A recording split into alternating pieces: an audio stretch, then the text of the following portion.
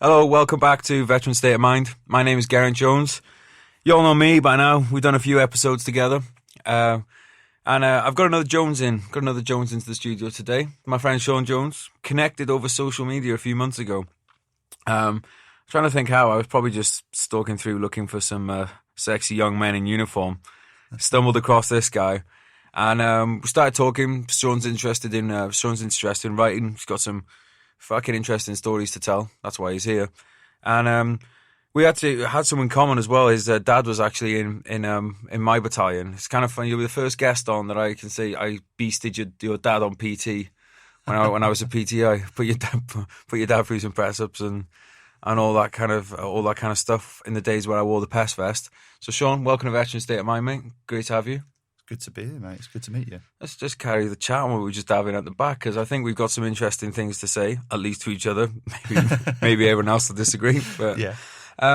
We were saying that both of us are very lucky in a position where we get people approaching us, asking our opinions on things. Personally, I'm more than happy to give my opinion on stuff. And I think, no, seriously, that we are in a privileged position because there's a lot of youngsters especially kind of looking to older heads, especially lads that have done tours. I know you did 3 tours of Afghanistan. We'll come back and talk about those in a bit. But the women in the military, or rather, should I say, not women in the military? My apologies. Women in combat roles, as in specific combat arms.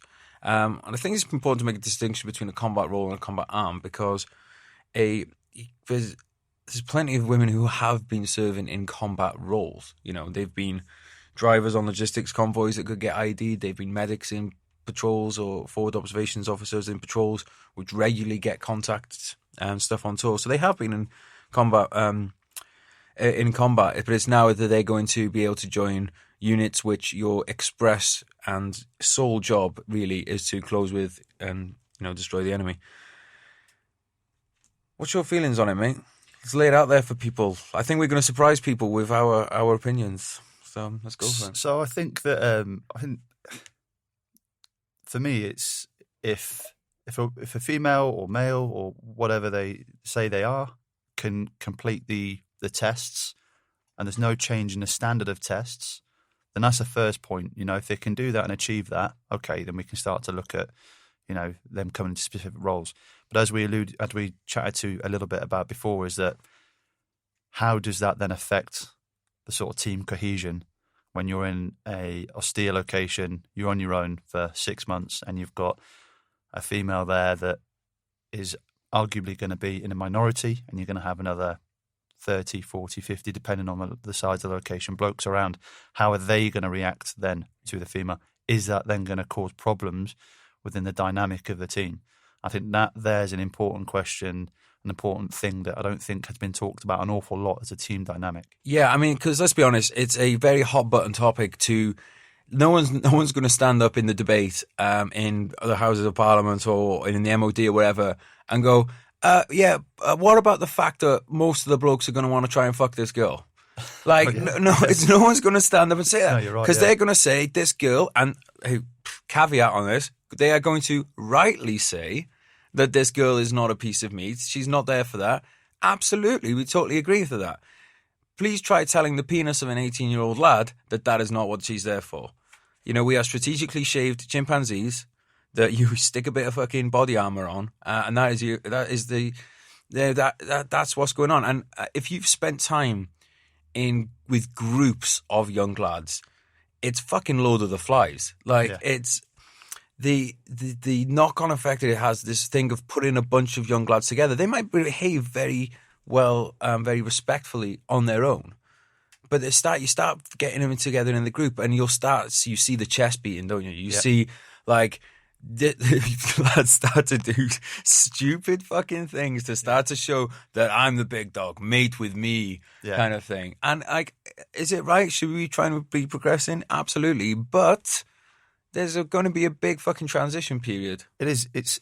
I think something that hasn't been sort of again discussed is it's maturity levels of the blokes, or the people you're dealing with, not necessarily the blokes as well, but maturity levels just in society are different, and it doesn't matter whether it's the armed forces, the military, whether it's a normal day-to-day job. If if you've got a load of 18-year-old lads, 19-year-old lads, and then a female comes into that context, the same sorts of things are going to be happening, except they haven't got the added pressure of, they're out doing alpha male stuff every single day whilst they're doing their jobs. That's a great point, mate. Like that's the thing. You're asking people to behave as alpha males and stuff. Like that. You're asking them to tap in because, let's be honest, right? If you are not bursting with testosterone, you're not going to be able to successfully perform the tasks of an infantry soldier. Mm-hmm. If you are somebody who thinks rather than acts, like a lot of the time, you're not going to make a good soldier. What the infantry needs is blokes who just go, oh yeah, those little buzzing sounds I can hear around my head. Yeah, if one of those hits me, I'm dead. You know what would be a good idea? I'll stand up. I'll stand up and run across this open ground. If you are somebody who goes, well, you know what, really, when it comes to what we break it down to is this, and this is a construct of society and stuff, you're never going to get up. You get pinned down, and then the enemy going to flank you, and you're all going to die. So I'm a big fan of Jocko Willing's podcast, and he uses the word dichotomy a lot. And this is the dichotomy, because you're asking people to behave like testosterone-filled adolescent fucking, I'm not going to say idiots, because I don't think either of us would consider ourselves or our comrades idiots, but you put common sense in the back pocket, or the top left, probably goes in the top left.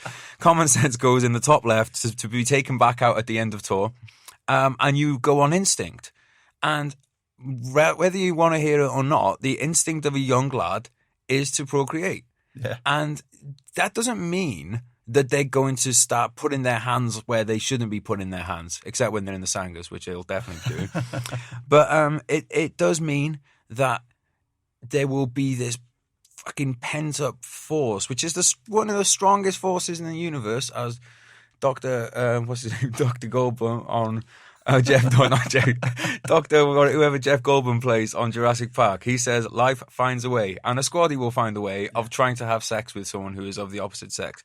Some people would say, it's not been a massive problem with homosexuality. Well, even though we have had, I know for a fact I've served with some homosexual lads, and it was never an issue. I think that's because they were in the minority, and therefore it wasn't something that kind of, all it's going to take is two lads in the platoon to be aggressively after the same person. By aggressively, I don't mean towards her, I mean with each other. Yeah. And that then makes you've got to pick sides then. Human nature is you have to pick a side. And it affects the team dynamic, which in the scenarios that you were placed in when stresses are like that. Absolutely, mate. So what General Geraint Jones has floated, General Lance Corporal Geraint Jones has floated the idea of an all-female unit, because I do believe there's women out there who can do the job better than a lot of infantry soldiers. And we were both saying, mate, is there that many women going to come forward for these roles, do you think? I don't think there is. I know we've opened it up and it's a big talking point, but realistically, there's not many, women that I know that would actively go, oh, I want to be in the infantry. They like the roles that they're in. There is going to be a few, and there is that thing I've said in the past. If someone can pass the test, then does it matter about whatever sexual orientation you are? And in one aspect, I stand by that. But on the other side of things, like we've just discussed, how does that affect the team dynamic? So I don't think there's going to be a floodgates of women trying to join. Yeah, and I think one thing that I've said it before, and I'm going to keep saying it. So if you're sick of it, tough shit. I'm going to keep saying this. Life isn't fucking fair. War is especially not fair. The army is there to fight wars. So if what you're fighting is not fair, then why should we expect that the force that's built to fight it should be fair too? Okay, there might be, I'm going to take an extreme example here, and I'm just going to let you guys at home answer this one. What if there's somebody who's a paraplegic who wants to be a soldier? Now, this is an extreme example, and I'm not comparing women to paraplegics, so please fucking calm down if this is winding you up. In fact, if it's winding you up, probably best you leave now. But no, seriously, if it's a paraplegic who wants to be a soldier, it's not fair that he doesn't get to be. It's not fair that life has robbed him of that role. But for the good of for the fighting force at large, that person doesn't get to live their dream. I'm pretty sure when I'm 50, I'm still going to want to go back on tour. Am I going to be allowed to go? No, my knees are fucked already. I'm 35. I would be a liability. Is that fair? No, but that's the fucking army. That's life. Is it fair that some women who would be absolutely amazing infantry soldiers have been denied the chance to do it for the last however many fucking years? No, it's not fair. But the war's not fair. It's not fair that young lads die. It's not fair that young lads get injured. It's not fair that young girls die and young lads get injured. It's not a business of being fair. And to try and put onto it the same standards as we have in civilian life, you know, it's not a civil place. It's not a nice place. It's the closest that we get to living in the animal kingdom, basically, where it's like big troops of chimpanzees going against each other, but instead of throwing rocks and using sticks and tearing each other apart with our bare hands, we're doing it with weapons. But don't kid yourself that it's anything like that. Go and watch a bit of David Attenborough and get back to me on this one. But no, I mean, I just think that I really like the idea of having an all, because here's the thing as well, right? If I was a fucking girl and I go into an all female platoon, holy fuck, is that going to be a motivated platoon?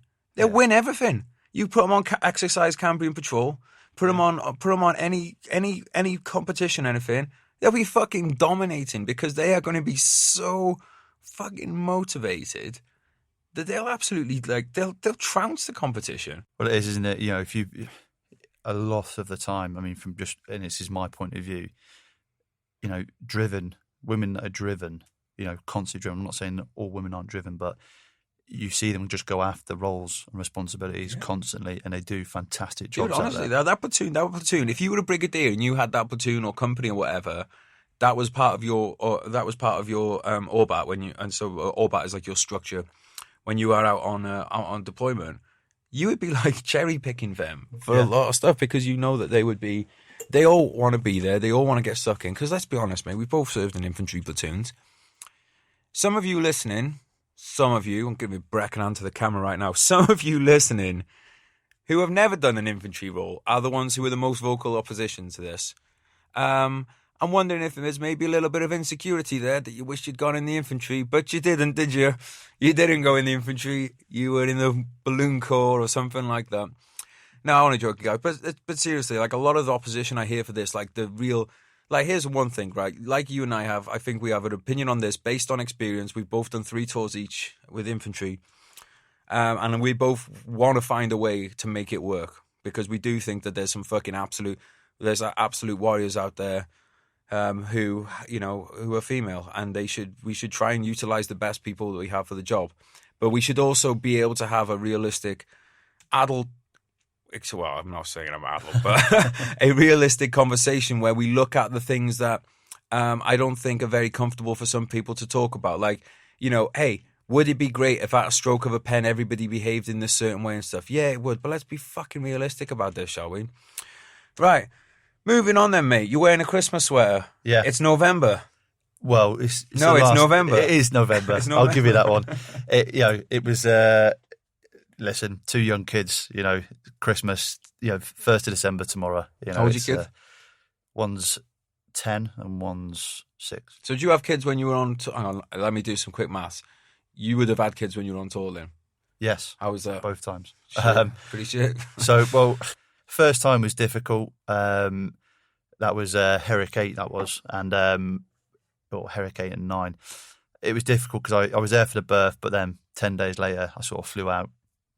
The second one, he was born the 5th of November, and I didn't come home until Christmas Eve. Right. So, you know, he was best part of 6 weeks old at that point. So it was difficult, and, you know, I think a lot doesn't get said for you know, the wives of troops, and that's not bringing in wives are equal. You know, I know there's a lot of stuff going on around at the moment with the old wife stuff. But... Yeah, come on, let's be honest, brothers. We do want to, though, if you're listening and you are the wife or the mother of a soldier and you would like to come on the podcast, please get in touch, because I do want to do an episode about that kind of thing. So please get in touch if you fall into that category. But no, they're interesting conversations, I think, because yes, they are not soldiers. They do not carry the rank of the husband whatsoever. but they do an awful lot to support you. Yeah, so what Sean's kind of alluding to is there's always been this kind of thing with, and this is not all military wives by any stretch of the imagination, but there's always been some who you might go to your local Tesco or something like that, by camp, and let's say you're in uniform, or you're obviously a young lad, you're obviously a junior rank. She might be the wife of the sergeant major. Well, fuck me. Like, you might as well at that point, if you so much as look, or if you so much as have the audacity to stand in front of her at a line or something like that, you will get chewed out as if you were getting, like, talking to Sergeant Major himself. And one of the classics is you're on guard duty at the camp. A Sergeant Major or somebody equivalent's wife will come to the gate, and you'll say that you'll be very respectful, and you'll say that they need appropriate ID. I am fucking such and such Sergeant Major's wife. You will let me on this fucking base, and you'll be like, sorry, I can't. And this is the worst. This is the worst part, right? It's not their behaviour then. It's then that the Sergeant Major will fuck you over quite a lot of times. You will get fucked over for it because you didn't let someone without ID come on the base, which seems like pretty good fucking thing to not do. And there's this weird dynamic, and it's very true in the States too. I know, like, my friends in the Marine Corps, they say exactly the same. I imagine it's the same if you're Guatemalan Special Forces or whatever. it's the same thing out there. That and like we're saying, it's not everybody, but it's definitely a universal thing that people will kind of attach themselves to power. But I think that's kind of like, you know how like when it's like, there's not many of us around in this there's not many of us around in this country anymore that actually fought in the Second World War or anything like that. But it'd still be, I went on my holidays to Germany, charged me £5 for a pint. I'm thinking, if it weren't for us, you wouldn't. Do you know what I mean? It's like you weren't even fucking born for another 30 years. Yeah, like it's that kind of thing. It's attaching yourself to It's attaching yourself to, I should have a privilege for this because I have this tenuous link to somebody else. Fuck off. No, I mean, you're not wrong. And it is frustrating. I've had that exact example. Someone said they deserve to be on camp because of their husband, and I was like, you haven't got an ID card. Sorry. Yeah, it's a daft one. But we see that now. As far as it goes for them on tour, though, I think it's not right to say that they have the same experience, but they do have a traumatic experience. Like 100%. It's a very different one to what we have. What's your kind of thoughts on that? What with regards to the daily stress that a wife or a mother or someone like that will go through? I think they go through. Life continues for them, and we go away, but their life continues in terms of they then pick up everything that you may have been doing. Right. They're doing that as well. And if you haven't left things in good order, in terms of financially and stuff like that, they then pick up those added stresses. And a lot of the time, in fact, all the time, me specifically, my missus never gave me any stress when I was away. That's awesome, man. Never. But you see the difference that stresses with the wife at home causes on people on tour. Yeah, massively. And you don't need that. So, she picked up a lot of slack. So, in terms of it being traumatic, that's probably maybe a strong word for him. But, I think it depends on the constitution of the person, doesn't it? Yeah. And I think that, when you start bringing pregnancies into it, I think it's a completely different kettle of fish, and things can go wrong at that point. But that's another complete different topic of discussion. It could take us for hours. I think what the main thing for me is that I've realised from it is that when you are on tour, stuff isn't happening most of the time. Most of the time, you are sat around complaining, or sat around counting the days until you go home, or it's not contacts and stuff all the time. Now, for a family member, they don't know that you're sitting around with your mates, discussing who's got the best boobs in the world, or would you rather lose your toes or your fingers or something like that. They don't know that stuff's going on. They think that it's kind of like, if you picture the movie Zulu, and the Zulus are coming up over the wall and the lads are fighting to the last round, they think that that's what you're doing almost every second of the tour, right? So there's a constant. I compare it to relationships and stuff like that. So some people, relationships, they're okay with not seeing a partner for a few months and stuff like that. They're fine with it. But some other people, if they don't see their partner, then it's a constant thing of thinking, oh, who are they with and all that kind of stuff. Yeah. And that usually is informed by what is that person's experience in life up to that point. So if you've had some bad shit happen in your life, you've lost maybe like a partner's lost their parents, or they've had like a death in the family at a young age or something like that, or they know someone else that's been killed in combat, that will make things more stressful. Whereas for some people, there's like almost kind of like a blissful awareness. I do think there's a lot to be said for lying if you're the soldier. So if you are the soldier, probably best to say, oh, what are you doing when you go out there? Oh, I'm just going to be at Camp Bastion. I'm going to be at Camp Bastion with the RAF regiment. I mean, so we had to put at least one dig in there. Love you, RAF regiment, really. Keeping the NAFI safe. We need the NAFI. No, but it's, I think I wish I'd made more of an effort to say, oh, I'm not doing anything dangerous. But instead, being the young guy, I'm like, I'm going to try and do the most dangerous stuff that I can. And because it's like, you want to, like, you're not, this isn't like, now, how old are you now, mate? 31. 31, young man with a fine beard. I'm 35, my beard's a bit smaller, but, I can judge him by those things.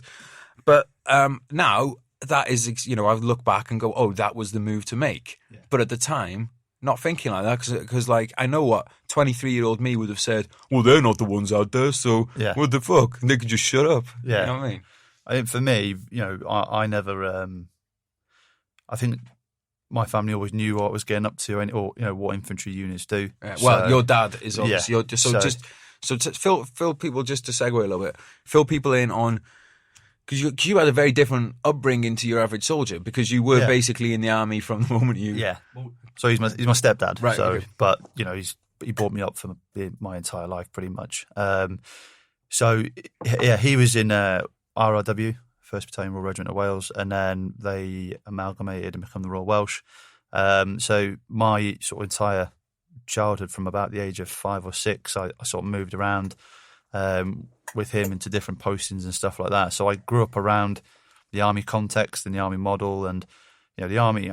We talk about our experiences of Iraq and Afghanistan and things like that. However, before that, you had the Kosovos, the Bosnias, the Northern Ireland. So there was this constant sort of time where he would be away. So for me, growing up, that was normal. So me then coming into the army context myself when I was 16 and 5 months or whatever it is, I was used to not the army, because you weren't in the army, but I was used to knowing that there will be periods of where I'll be away. So I found it easier to leave people behind. So I think it surprised me. So I am the only soldier that a lot of my friends know, right? Obviously, so families and like soldiers and things like that.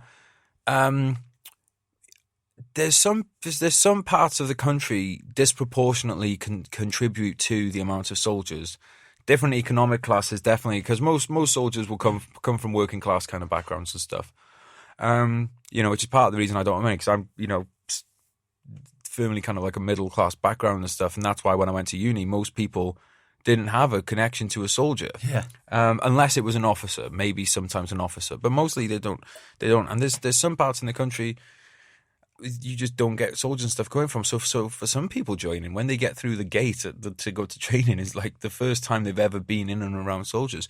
What is your thoughts? You're saying 16 years and 5 months, right? Yeah.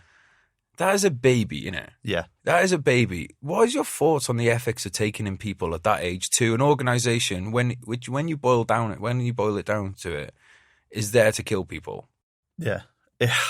It's a tough one, and that's why I'm asking it. It's such a tough topic, and it is at the moment as well, because we do have a young entrance way as well. They go to the Army Foundation College and they complete training and all that sort of stuff, which is the way that, at the moment, if a 16-year-old's joining the Army, it's the only way they should be able to. But actually, you can join and go the adult route, which is what I did at 16 and 5 months. I went the adult route, did basic training, phase 2, and I was out in the real army before I was 18. Yeah. Whereas actually, is that the right thing for me? Do I look back on it now and go, I probably wish I'd have stayed in school for a bit longer? Definitely. But it's a really tough topic that really, obviously you don't deploy anywhere till you're 18. Yeah.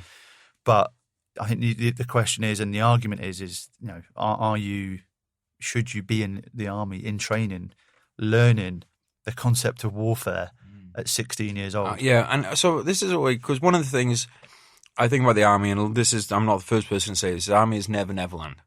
So you don't really grow up in the army. You grow up in certain ways, but like, it's not normal behaviour for a 28-year-old to be running around the corridor with his dick between his legs, going like, "Woo, look at me!" I'm a lady. And then and then going running in the shower and pissing on your mate. That's not really what most people in the 20s are doing. So I have this feeling that if you join at 16 very immature, you're probably going to be at that level of 16-year-old maturity when it comes out. Now, on a serious note, what does that effect have on you when it's come to managing money? When it's come to like being a upstanding, independent citizen, because you've never had to learn any of those things. Whereas if you went in a bit later, you would, let's say the age was 21, right? Let's push it right up, right? So basically, because one of the things I think here, and I've been in this exact same position, when you're 16 years old, someone says to you, you got to wait until you're 21 to join. You go, fucking hell, I'll be old man, I'll be dead by then. I'm not waiting that old. I want to be in the army when I am a young man, not when I am grey, and all stuff like that. And the other thing is, like I said on one of the other podcasts, when Iraq was happening in 2006, I was like, if I don't get out there now, I'm never going to go to Iraq. Well, it's 2018. You had a while, mate. 2018, things are still going strong. Yeah. So I totally understand that. So I think if you put the age up higher, and kids don't, and so for people, some of the young ones listening, I'm not a kid. If you are a kid. You are a kid, mate. Yeah. You are a kid. I was a kid. He was a kid. And when you're 35 and you have a podcast, you'll be going, oh, not a podcast. I don't know. There's probably getting beamed direct into your head as you're on the toilet or something. But you'll go, oh my God, I was a fucking kid. It's just the way of the world. So I think that if you said you can't join until 21, well, people might go, well, what can I do then? Maybe I should get an education. Maybe I should go and work for a few years.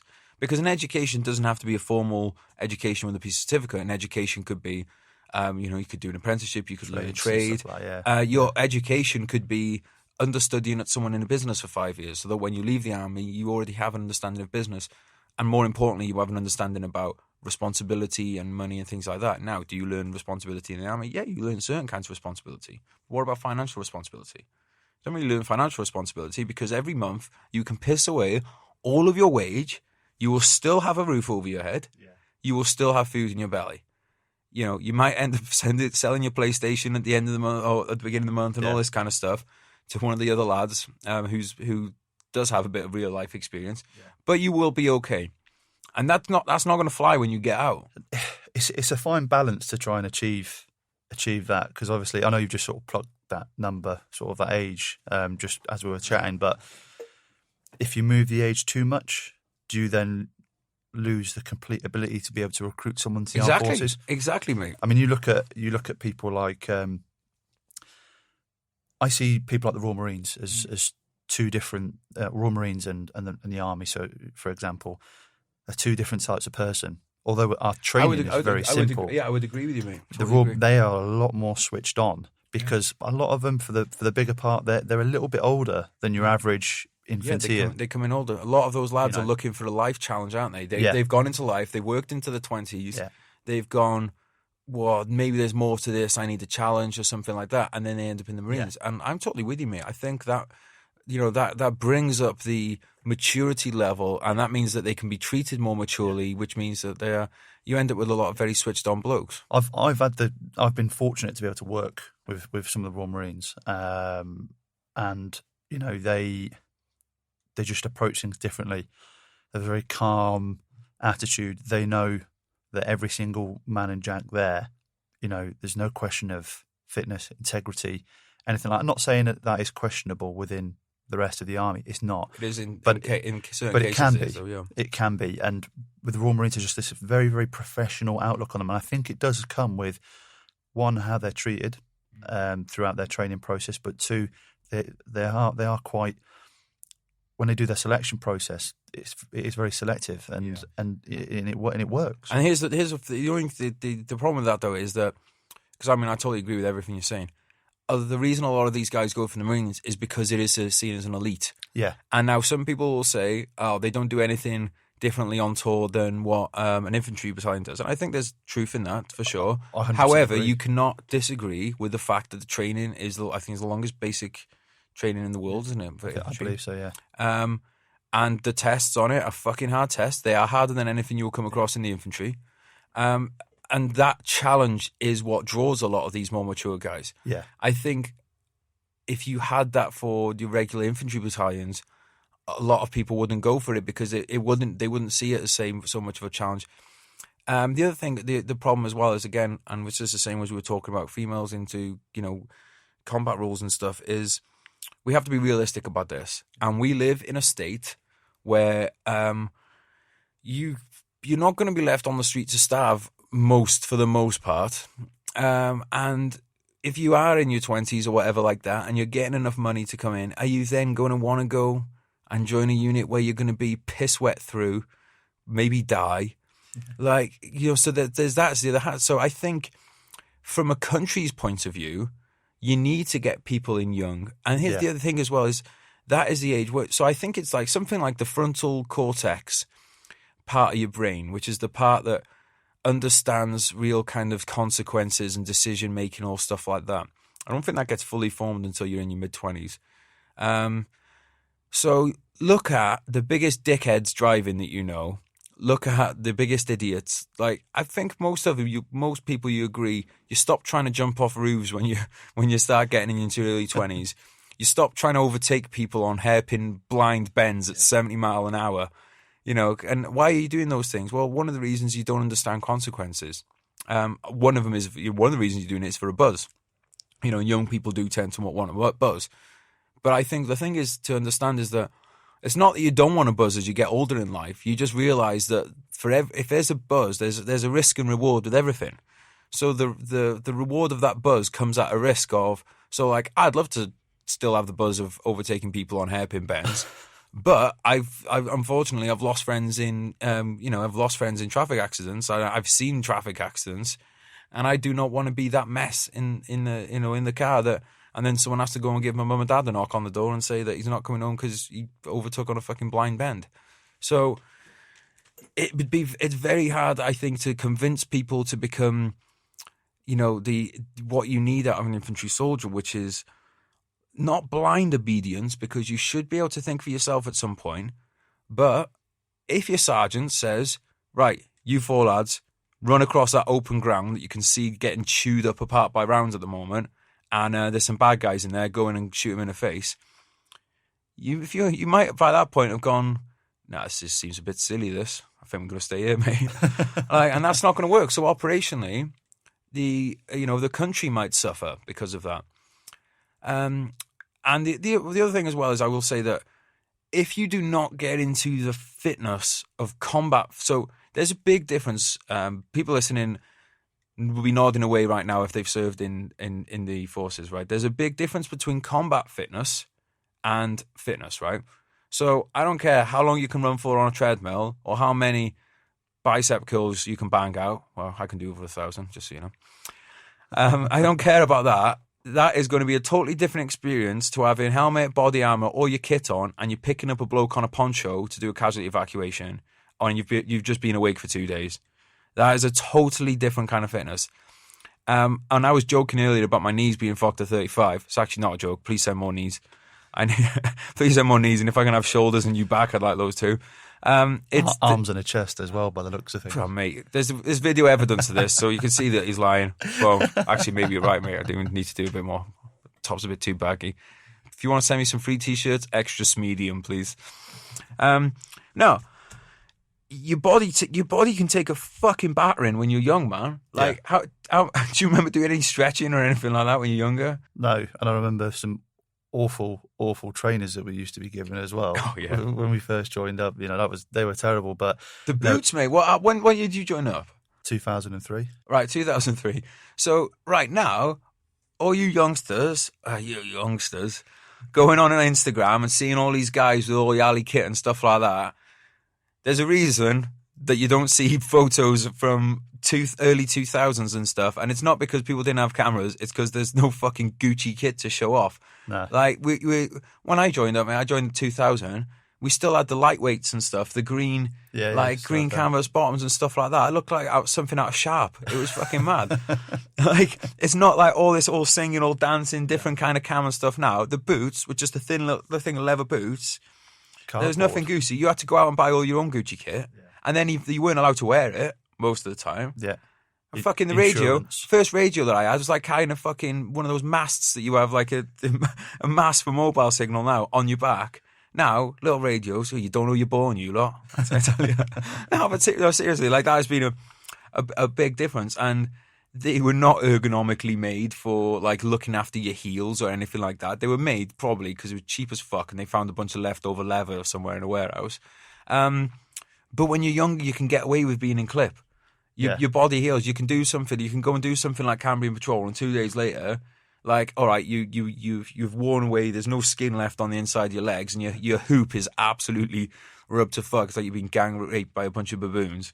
But apart from that, you'd be all right. It takes a bit of a mindset as well, I think. Mindset, mate. Yeah, mindset's huge in the military, and you can.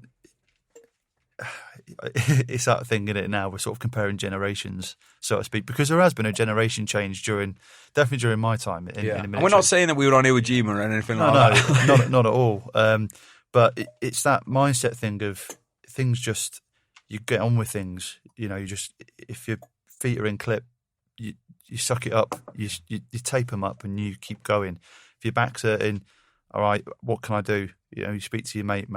Give me a hand with this, you know, can you take this? So it's just that mutual support and just a different mindset. And you'll get the guys now that still complete training, but once they get through the door, they haven't completed all the tests, fitness-wise. That is mental. Now, I know the army is going through, or the military is going through a big, big change of how they approach fitness and stuff like that. And I'm not an expert currently now on what those fitness tests are and will be, but you know, the robustness and the mindset of guys, of a minority of people that come through now is just completely different to what it was historically. You used to get, you know, maybe one buffoon come through, you know, and you'd get a group of really good blokes, robust, you know, throw the kit on, you know, yes corporal, no corporal, yes sergeant, you know. Whereas now you'll get, maybe it's almost roles reversed, you know, you've got this different individual coming through, this different generation of person. It's like, well, hang on a second. And so I'd like to bring up here the big myth, the army bollocks thing of we are not struggling to recruit people. We're not struggling for numbers. Absolute bollocks. Because if it weren't, why would we be passing through lads that hadn't passed all the tests? Notice how I say lads here as well. So again, people that think that just because you're born with a dick, you can do all the stuff in the infantry. Not fucking true. Yeah, why would we be passing these blokes unless we were desperate for numbers? I mean, I definitely saw a difference in, you know, arguably I had a busier last 3-4 years of my career than what I did when we were on operations. And why was that?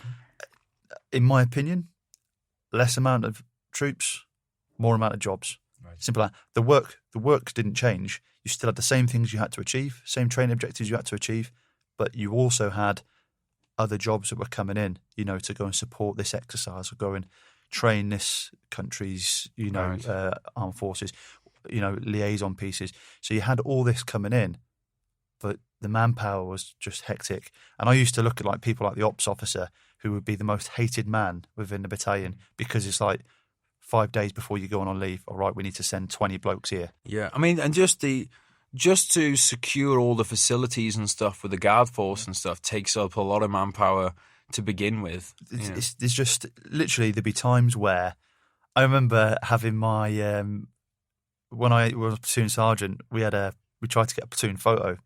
One of the most impossible things to get done on every exercise. You used to try and get a platoon photo on a major exercise, wouldn't you? And I remember having a platoon photo with myself, platoon commander, and must have been about 7 blokes.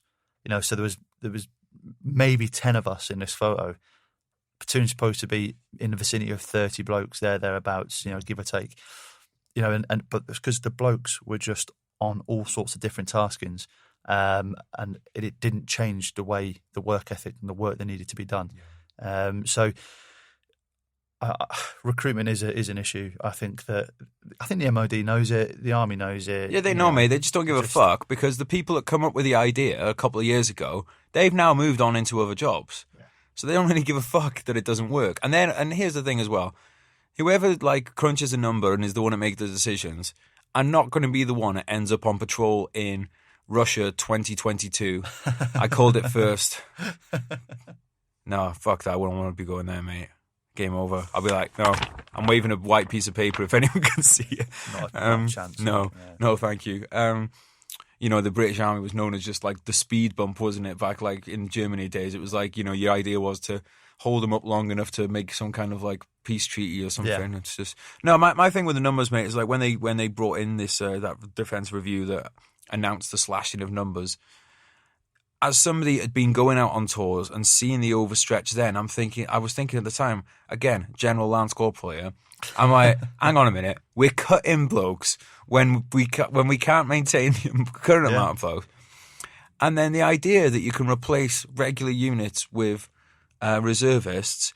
Look, I came from the reservists, right? So I'm not fucking hating on reservists whatsoever. I am, right now, I'm doing a podcast. This is not my main job. I'm doing a podcast. There's people out there like Joe Rogan and stuff. It's their main gig. They're a lot better than me. Why? Because they do it 3-4 times a week. Yeah. It's just how it is. It's like, it's the reason a semi-pro wrestler could never go up against a pro wrestler. Okay, wrestling's not good, but UFC, like UFC, MMA kind of guys. I was listening to a podcast as I was driving back up from South Wales yesterday, and it was about Julius Caesar, and before him was a guy called Marius, and Marius he was kind of like widely kind of credited with making the Roman army a standing army, which basically meant that instead of just in times of need going like, right, everyone grab your fucking shield, gonna go kill some people, it's like you have an army at all times, and that they are professional soldiers and they are funded by the state, and their job is to be an army that's ready to react to everything. And because they were kept in the field all year long, that meant that they, well, not kept in the field, but kept in as a force all year long, they were able to be kept into units which didn't change, so they could drill every day. They could work on their fitness, which, was a bit different to ours. They just used to have all their fucking kit on and just disappear over the hills. But they did wrestling and stuff like that too. But they were able to work as a force day in, day out. So when they came across an army who had been, let's say they came together for like what would be known as an exercise now a few times a year, guess what? They absolutely fucking destroyed them. Now, does that need any more explanation of someone that does something every day will be better than somebody that does it a few days a year?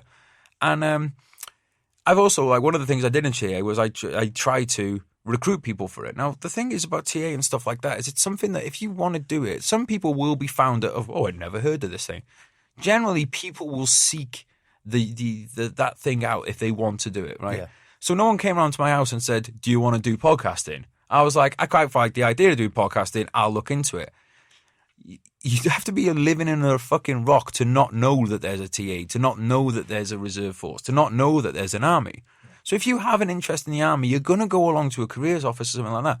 So the idea that these extra people could just pop out of nowhere. So I spat all over you there, mate. Getting a passion. I'm fucking, I'll spit on you, you dirty bugger. Right, edit that one out. No, but the idea that these people are just going to like pop out of nowhere, it's just mental. I think that whenever I deployed, we'd always get about 10 reserve guys come to the company. Careful what you say now, mate. Remember, this is my podcast. And and I'll give it to them for the majority. They could pull the weight, and they needed a few, tweaks here and there. They passed what was mandatory. But like most of your regular lads will need it. They still need their tweaks, But what you will get with some of the reserve guys is that we had one where we trained him up with it, in camp before we deployed. They came to us for, I think it was about 4 weeks before we deployed, maybe not even that. And we train him up. We give him extra education on being a point man. Point man's a Yeah. an important So point job. man is the guy that's going to walk in front of everyone looking for the IEDs, basically. So And obviously very important. And you have to have trust in that individual. And I looked at this guy, he was an older guy, he was late 30s. Bear in mind I was, 26, I think then, something like that, section commander. And I thought, you know what, he can do this. One of the first times he was out on the ground, couldn't focus and carry himself properly. Ended up carrying his kit. And I ended up. So it was a fitness issue. It was fitness, but it was age. He was late 30s, virgin 40s. Sort of 30 fags a day type guy. Right. And don't smoke, people. Don't smoke. Yeah. And it was nothing against him as a person, because actually he was a nice bloke. Yeah. But should the argument there is, should he have been within a forward location? And this brings us back to our thing about the reason there's the age limit is what it is, because mate, I keep on top of my fitness, man. 10 years on from when I was in Afghan, I know I would struggle a lot more then than I did before. I probably just push through it because I'm a stubborn bastard, but I would. There's no doubt that I would struggle more now than I did then. And there's nothing, God, there's probably 40, 50, 60-year-olds that are fitter than me. But they are a very small percentage. And it's a small percentage and minority. But, I think that with reserves, there can be really pressure. I know, for example, my regiment, the Princess of Wales Royal Regiment, join them. They are. Join them. Just don't be one of the shit bags. Yeah, that comes they are approaching the reserve mentality very, very well, because they know that at this current moment, I think it's easier to recruit a reserve soldier than it is to recruit a regular soldier, and that therein is an issue. So some of our arguably good instructors, some of our top soldiers are finding themselves at the moment, they're in the reserve units being the instructors there. Right. So our regiment is approaching it, I think, differently to what other units are. And if we were to deploy somewhere now and take reserve soldiers with us, would we be maybe better off than others? I potentially think so. Yeah, I think that's a great way of doing it, mate. But like we said, there's no escaping the fact that the more time you get together, the better. 100%. And I think that regiment should, you should work with as much as possible. I don't really see that much of a point of reserve forces training together as companies and stuff like that, because here's the thing. Your full screws are not going to be so full screws, full corporals, or section commanders. They are not going to have the level of experience that a regular one does. So you're looking at doing, unless it's changed dramatically. So please let me know if it does, and I'll retract this on the next one. So I'll tell you what I'll say. I'll say when I was around. When I was around, it was 2 weeks to go and do a course to get your full corporal in the TA. How long was it in regulars, mate? A few months. 8 weeks. 8 weeks. 8 weeks. Sergeant, you go and do another 2 week course. That's senior Brecken is another few. That's 7 weeks. So it's 8 weeks tactics for juniors, and then you have to go and do another X amount of weeks doing weapons training. Yeah. And it's the same for seniors. I think tactics is 6 or 7 weeks, and then it's you and do another. So let's basically say that you could get your sergeant in TA from doing 4 weeks of courses, whereas the regular equivalent would have taken you the best part of 7 months or something, 8 months. Well, that's just the time on courses. That's just the time on course. Let alone the time in the job. Yeah, exactly. So there's that. Now, both know people who have been really shit regular platoon sergeants, regular shit full screws. Yeah. Both know TA reserves that have done better. But the problem with the reserves is the higher up the ladder you go, the more that experience really kind of shows. So I know people who, and again, this isn't their own fault. It's not like they made the rules, but they were sergeants and they were just carrying ECM Blue, which is a big, heavy piece of electronic countermeasures equipment, which is basically a job for a private soldier. They were doing that job because they just didn't have the training and the skills to do those other jobs. I do think TA is great for filling out the junior ranks, lance corporals and privates. One of the reasons I think this is, the problem again is you do get shitbags. So yes, but you get shitbags anyway. But I think that you get guys that have come in who are really kind of motivated, because they don't need to be there. It's not their job or anything. So if they aren't there on a tour, they probably volunteered for it. They want to be there. And what I think, and this can go for any industry. So if we compare the army to an industry, people can get institutionalized, and you can begin to think only in one way. So this is the way we've done it. This is the way we always do it. This is the way it'll be done. If you have someone that comes out who has different experience in life or something, they might be able to say, well, hang on, I know this wasn't the army, but how about if we tried something like this? And they can bring a fresh set of eyes to it. And if you've got an intelligent, bloke coming in and doing that kind of stuff, that can work really well. When we were in, when we were on Telic 10, 2007, out in Iraq, the battalion was very on demand at the time because the recession hadn't hit and a lot of people just left because they didn't want to be doing the third tour in Iraq in a few years. Yeah. The numbers were very heavy. There was a lot of TA lads in those ranks, and I think it actually worked out really well because the good lads outweighed the shitbags, and there was, there was a bit of added maturity as well. Like one of my lads in my team, he was, I'm trying to think now because this goes back to, at the time I thought he was old as fuck. He was probably like 30. I was like 23. I probably thought he was fucking. I was like, oh fucking hell, granddad. He's probably like 30 years old. Yeah. It's bomber crews and that. Yeah. I said bomber crews in the Second World War, you'd be known as granddad if you were like 23 years old, which is mental. Fucking mad, hard bastards. But but I think he really helped because sometimes he'd bring the again, this wild testosterone Lord of the Rings thing. It'd almost be like having a dad. It's like dad who's 7 years older, but it's like I said, mate, it's never Neverland in the infantry. So so to have someone that's come out and had this experience and stuff, and the work ethic as well, because let's be honest, mate, I do it. I mean, I'm doing it right now. I'm complaining, but when you've been out all night in the Warriors and you're coming in the morning and you've got to replace track on them or you've got to put the bar armour back on and it's 50 Celsius and everyone's pissed off.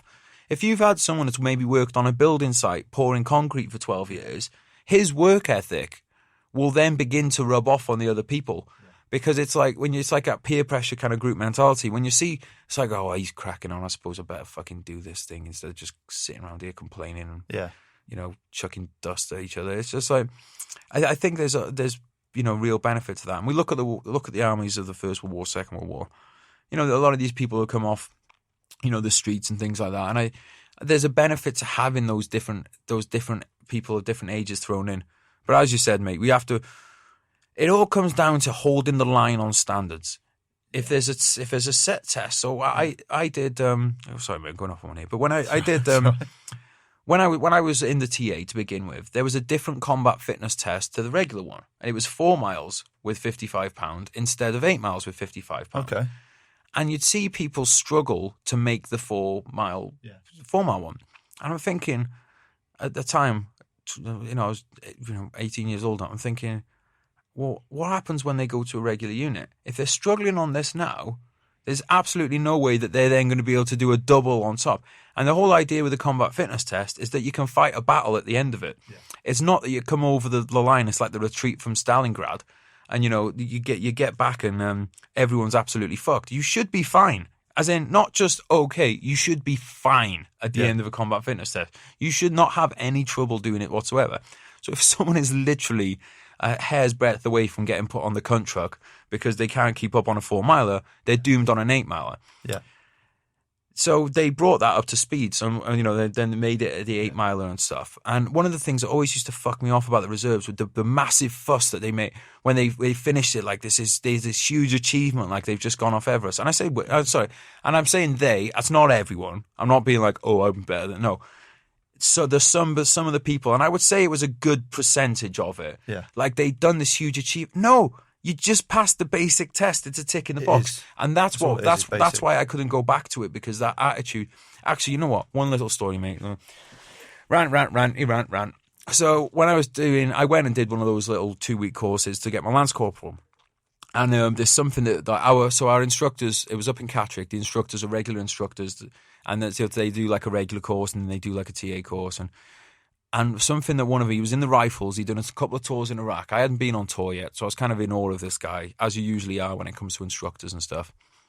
And I remember something that he said has really stuck with me. And basically we'd done this section attack. And at some point, he'd asked me to take over the attack because the lad that was supposed to be the section commander just totally fought. He was hanging out of his arse, so he was unfit. So he shouldn't have been on the course in the first place. Don't send people on courses Sorry, mate. Right, I'm good. All right. That's fine. When I went for my PTI course, there's people turning up to do PTI course who fail the fucking basic fitness test. What the fuck? Do not send your people on courses if they can't pass the fucking test to begin with. That's mental. Yeah. But yeah, so this lad, he couldn't keep up with the fitness. He had to drop out of the section attack. He's supposed to be the commander. And we finish it, and he goes, well, I tried my best, Corporal. And this bloke goes, that is why I fucking hate TA. And you know, like I said, I was from the team, I'm not hating on TA, because that's why I fucking hate the TA. You think because you tried your best is good enough. He said, what are you going to say to the mum of a lad in your section who gets killed on tour? Oh, I did my best. Sorry, go on. But look, listen, people out there, try your best. But if your best isn't good enough, you better do more. Well, it is, mate, you said it before, the word standards. It's standards and leadership as well. I don't think you... at certain levels, if the leadership isn't right, the blokes don't, regardless of whether they're regular or reserve, they don't want to work for them. Totally. Yeah. They work for each other, but if the leadership's not right, you know, I was fortunate to work with some fantastic, you know, leaders at all levels. There was a few that, you know, were questionable, but you know, for the majority, you know, they were good, and it inspired you to do the right thing. You know, I remember my last platoon sergeant that was on Herrick 15. The bloke was just calm. So Herrick is Afghanistan. Yeah. So yeah, Afghan Herrick 15. It was 2011. He was just calm, collected all the time. You know, it wasn't a shouty sergeant like people say. Oh, he's a sergeant, he's going to shout it. Just calm bloke, treated everyone as equal.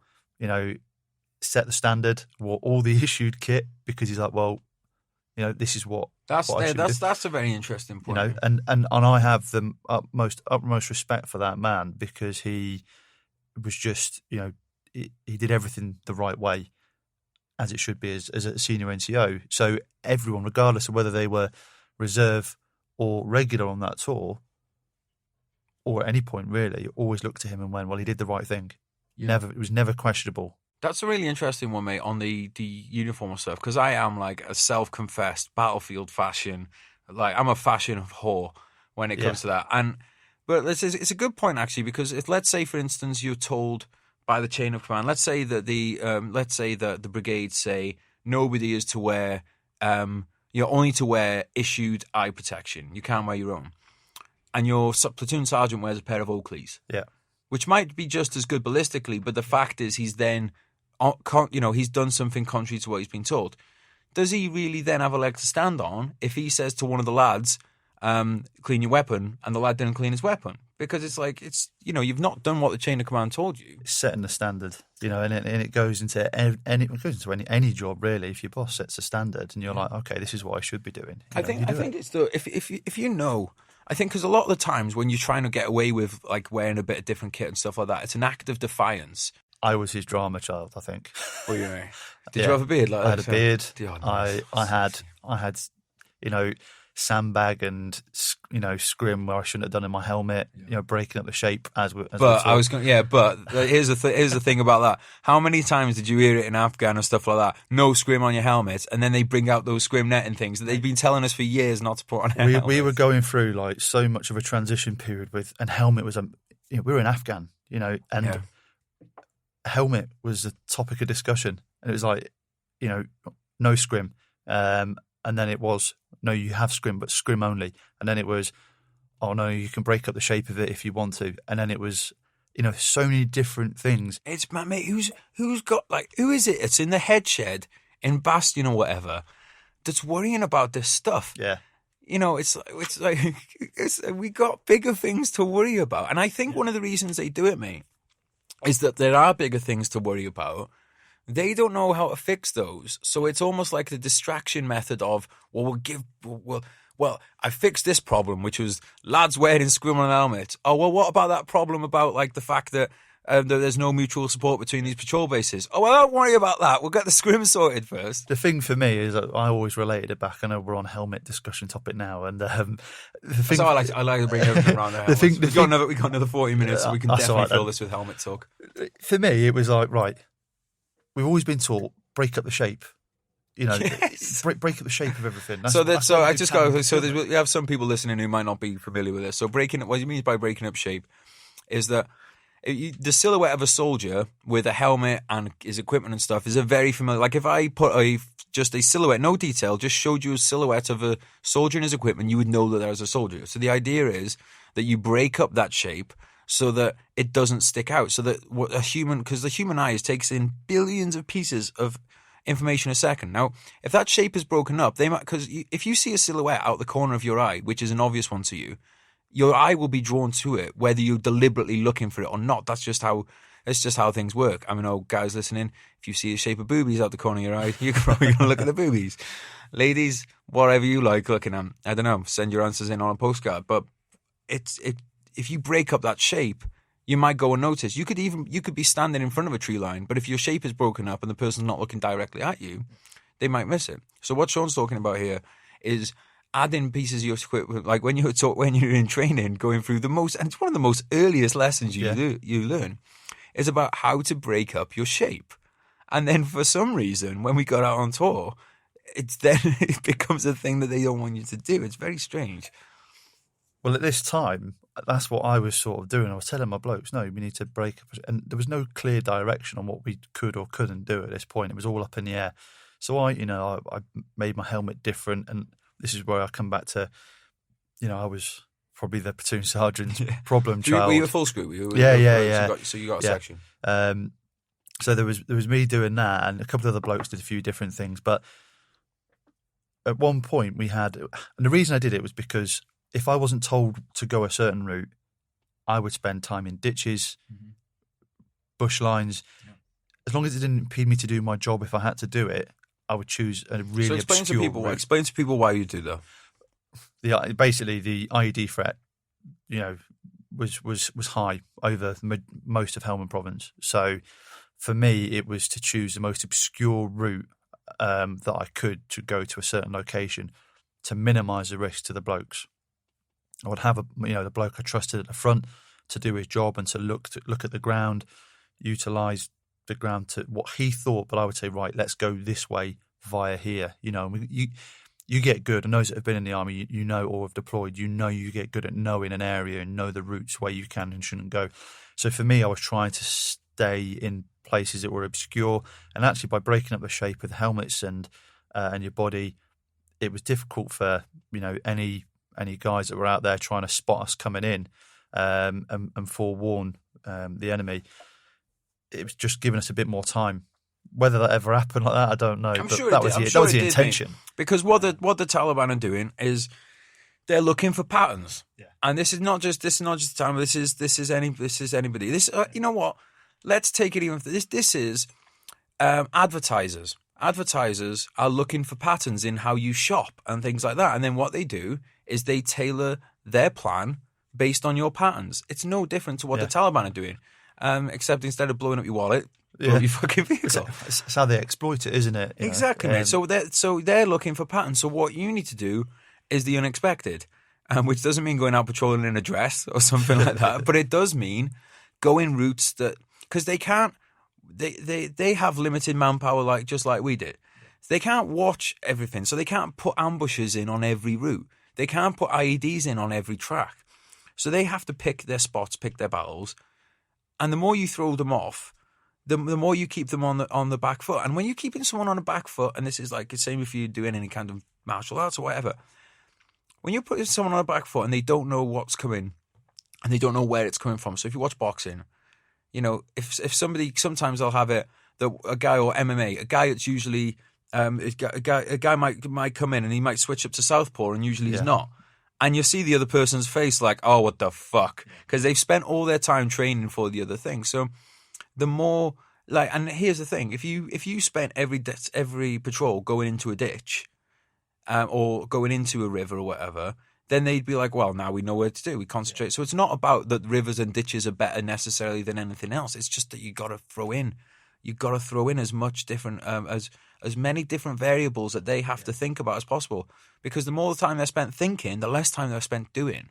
Yeah, one example of it, which when we first got there, was my platoon commander's first operational tour, which it often is like that anyway. They only usually do about one tour anyway as a platoon commander.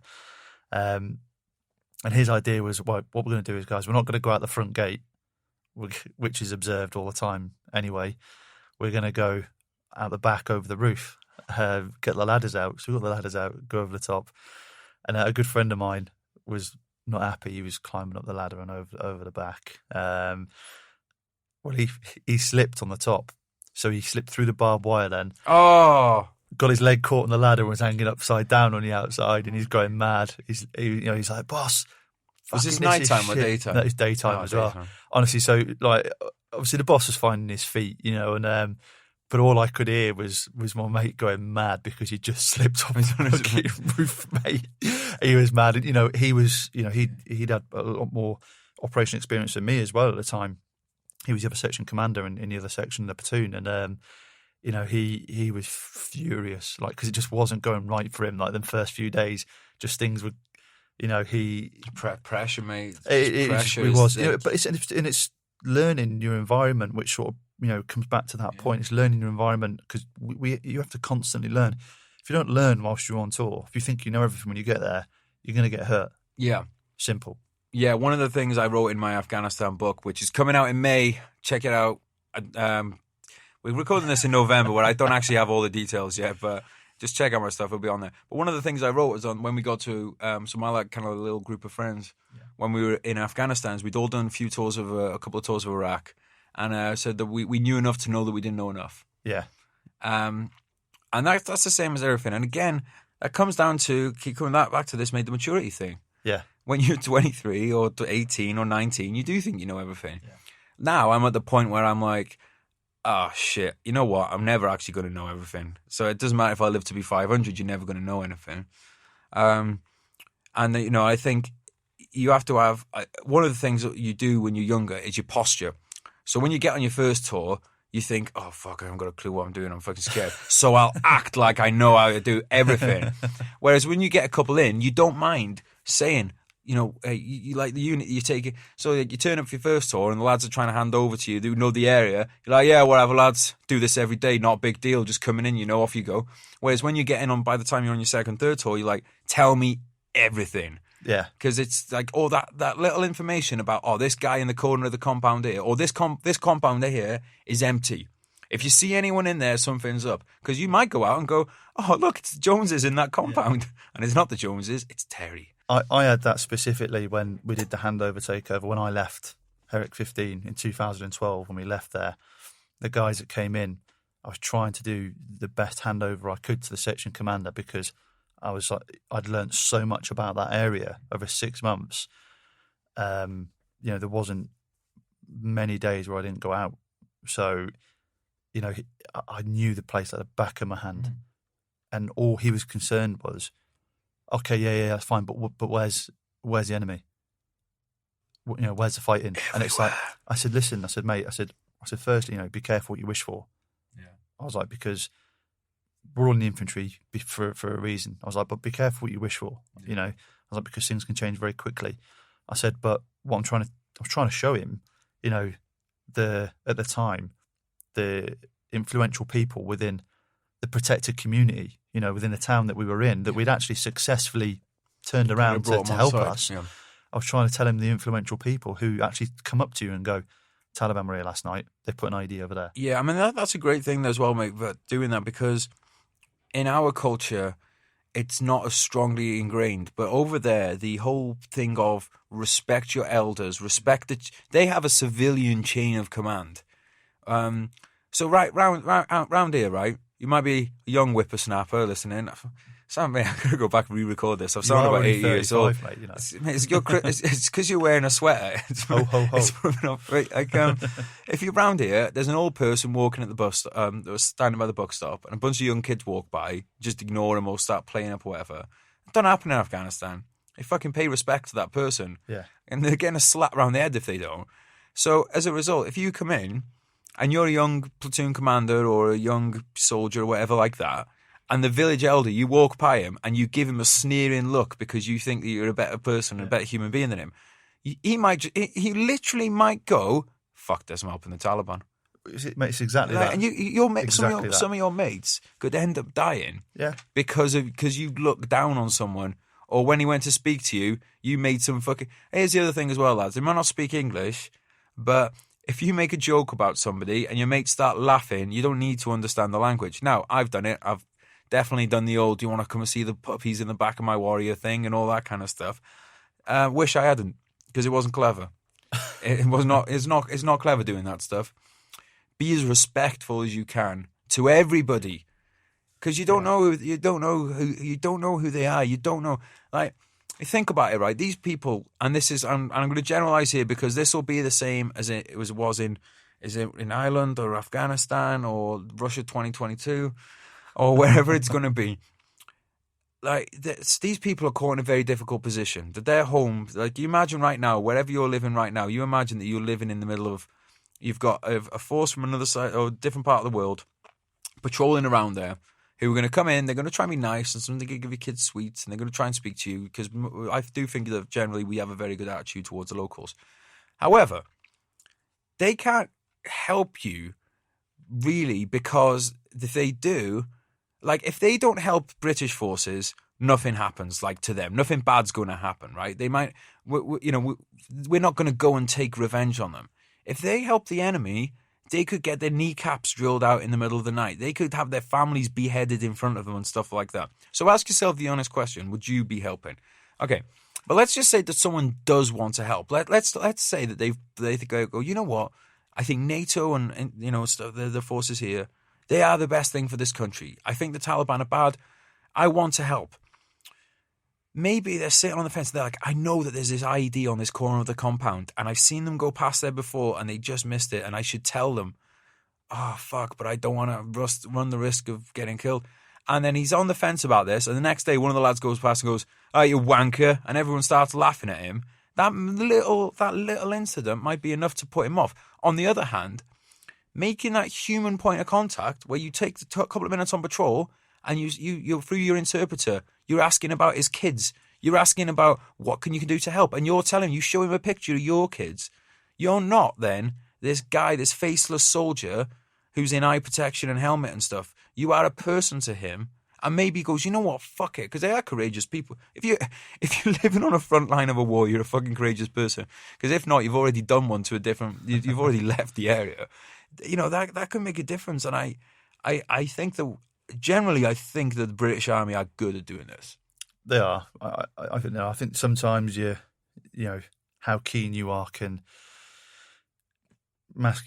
Sort of cloud your judgment at times. Do you mean by keen as in how keen to get amongst it and start putting rounds down you are? Yes, yeah. Like stuff like But on the other hand, if the boss is keen to invoke a change in terms of something politically within the area or something they want a project to go in the area.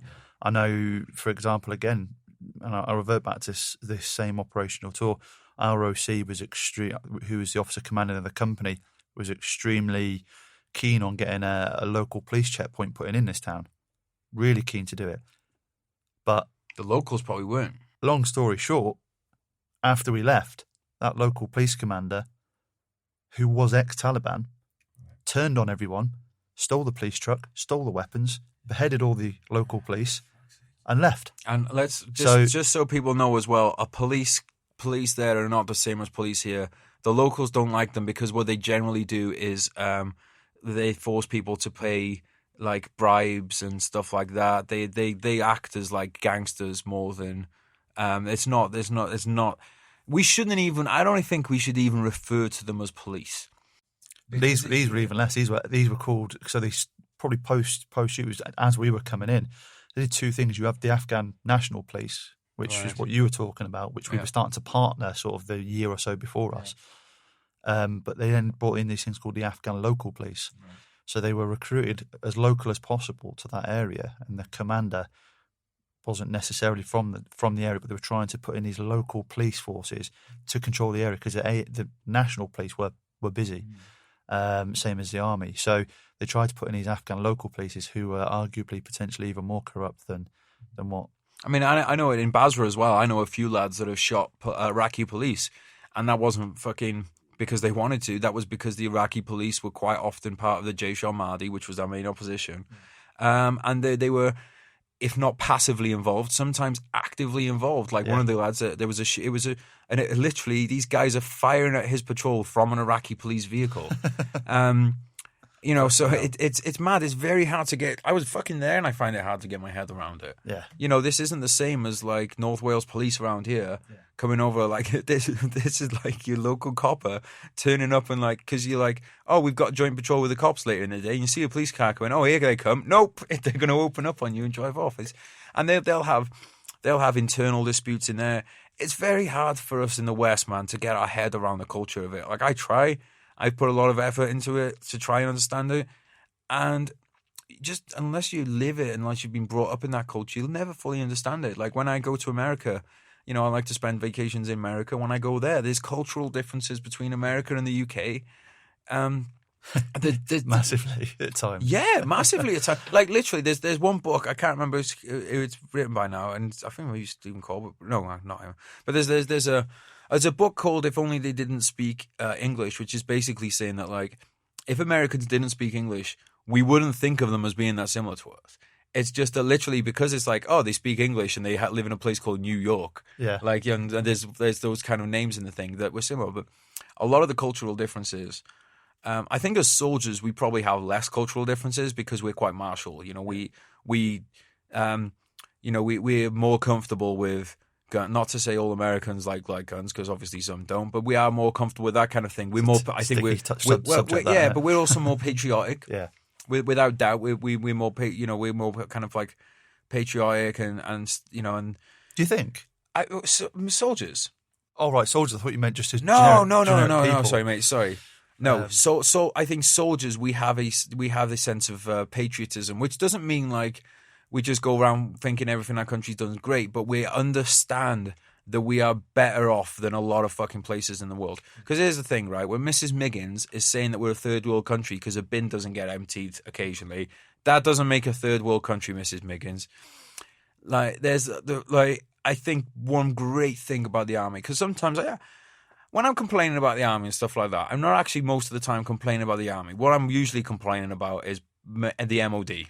Is where most of my complaints because the army just gets on with it. Yeah, exactly. So I want to give some credit to the army, and one of the things I will credit it with massively is the way that it, like, to be able to go to places where you would never go otherwise. And admittedly, you might have to shoot some people when you're there. That was a joke. Sometimes you don't. No, I got to a very early age. I got to go to. I went to Albania. I went to Ukraine. I went to Uzbekistan. I'll tell a story about Uzbekistan one day. I hinted about it. It involves a police station and stuff. International incident. We'll come back to that. Saving that one for the autobiography. But no, like, to be able to go to those countries, really then when you come back and one of your friends, it's like, say, I was at the uni at the time I was doing those things, and someone's complaining about, I don't know, what the fuck, because I can't even think of any many worthwhile things to actually complain about when it comes to like, oh, the fire service are on strike for a couple of days. Well, you know what? At least we have a fire service. Oh, the NHS, I had to wait 3 days for an appointment, but then you had an appointment. Yeah. You know, you didn't go to the local fucking witch doctor who decided that, you know, the reason you were ill was because you were a sinner and whipped you. You know what I mean? So, like, I think the army's good for that, for giving us perspective. Yeah. You know, basically. I feel like I'm on a pulpit giving a sermon here. So yeah, it's great for that. And the other thing as well, mate, is like, you know, I'm sure you feel the same with me. As I was talking to a lad last night, hopefully going to have him on the podcast soon. So I'm not going to give too much away from him. All I will say is that this lad, he was a young soldier, went through some bad experiences, and he has channeled those bad experiences into living a pretty fucking phenomenal life that most people would look at and go, oh, you lucky bastard. Well, you know what? The reason he did it is because he was a bit of an unlucky bastard in some senses, but he's channeled that into a great direction. I don't think you and I would be sitting down having a chat today if it wasn't for, you know, like, negative experiences in the life. And I can't think of anything else but to call them negative, because when there's loss in life, it is going to be negative. It doesn't matter how much of a good spin on it. Yeah. There's still, you know, it's still, you know, sometimes a negative's negative. But then it's what you do with it, you know, what you do with it afterwards. I remember I had a personal training client once back when I was in my flexing days, and she developed cancer, which was obviously a very negative experience for her. But when she came back from it, she's you know, she was a cancer survivor. When she came back from it, she kept all the best parts of her personality. But instead of working like a slave every day, not even thinking about, she was just putting one foot in front of the other without even thinking about it. She cut her job down. She went part-time, so she cut her hours down so that she could spend like 4 days a week just going walking and being in nature and really just and going on holidays because she didn't have kids. So she was like, why am I bothering save? Why am I doing this money, this work just to stack up savings? But she's like, because it gave her a new lease on life. Now, you and I, mate, we have both, you don't mind me going into this stuff, do you? So both you and I have documented the fact that we've both had PTSD. Well, both have PTSD, I should say. I don't think it's anything you ever get rid of. What do you reckon about that? No, I think that PTSD is. I think that it's a taboo topic for some people, and I don't know why. I used to look at it and be like, didn't think it was a thing. And that's it, that's why. And that's why. And I didn't even, younger days in the army, I didn't know anything about it.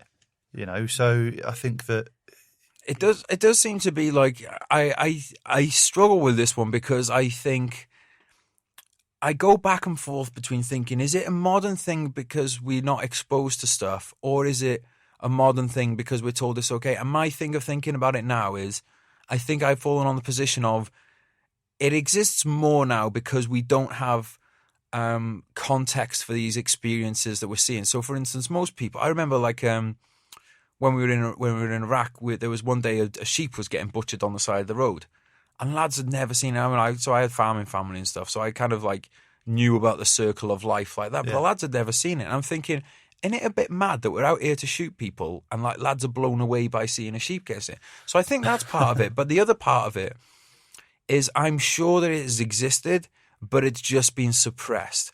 So, like, fucking people people now are like, oh, this is a piece. Why were people drinking so much and stuff like that? Yeah. And like, there's things that people don't want to talk about, right? So, in the Second World War, now it's coming out that there's cases and it's coming out now from people's memoirs and things like that, on people's notes and diaries that they left behind, about people that would kill themselves while they were out on service. And to spare the families the shame of knowing that someone had killed themselves, they would get written off as killed in action. Yeah. But they didn't kill them. They killed themselves because they didn't want to deal with what they were dealing with anymore.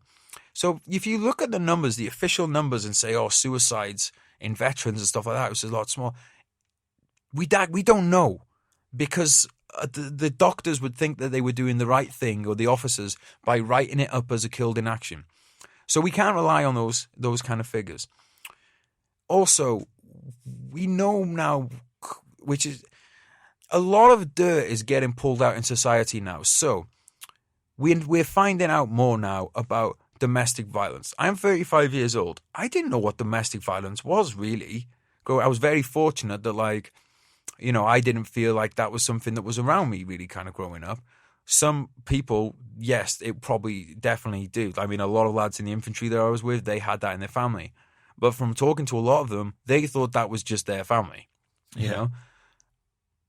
I wonder how much of this pain that people went through after coming back from a war was directed towards a wife, directed towards a child, The other thing as well is, this is something that I feel very strongly about. When we came back from Iraq, when we came back from Afghanistan, we gone out there to kill people. And I have no fucking problem with that, because the people we were killing needed to be fucking killed because they were the enemy. And they were the bad enemy. You just go and have a look online about what the Taliban do to people. I'm not going to go into it. So we come back and we're marching through towns, and we've got hundreds, thousands of people turning out, clapping, do a good job, which I'm fine with because we did do a good job. 24 hours later, you hit somebody in a pub, you can go to prison. That isn't right. To have that, clapping someone 1 minute for an act of violence and then throwing them away and then ruining their life in a lot of ways because they're going to find it very hard to get a job. And if you go to prison, you're probably going to become more violent. There's a hell of a lot of number of veterans of Agda. We're going to be doing some special podcasts about that, so we're not going to go too far into it.